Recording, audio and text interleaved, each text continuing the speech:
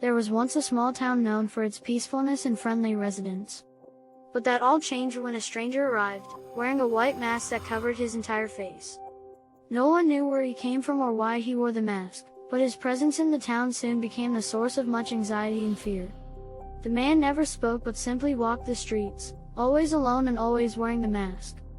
People began to whisper that the man was a monster, that he had come to the town to bring misfortune and death. The town's children were warned to stay away from him, but curiosity always got the best of some of them. One day, a group of children followed the man, determined to get a glimpse of what was behind the mask. But when they caught up with him, they were horrified to find nothing behind the mask, just an empty, black void. The children ran back to the town, screaming and telling everyone what they had seen. The townspeople were frightened and decided to take matters into their own hands. They gathered together, armed themselves with whatever they could find, and confronted the masked man. When they found him, they attacked, but to their shock, he was not afraid. He stood there, unmoving, as the townspeople struck at him again and again. And then, suddenly, he disappeared, leaving only a strange feeling of emptiness behind. From that day forward, the town was never the same. The man in the mask was seen less and less, but the fear he had inspired never left.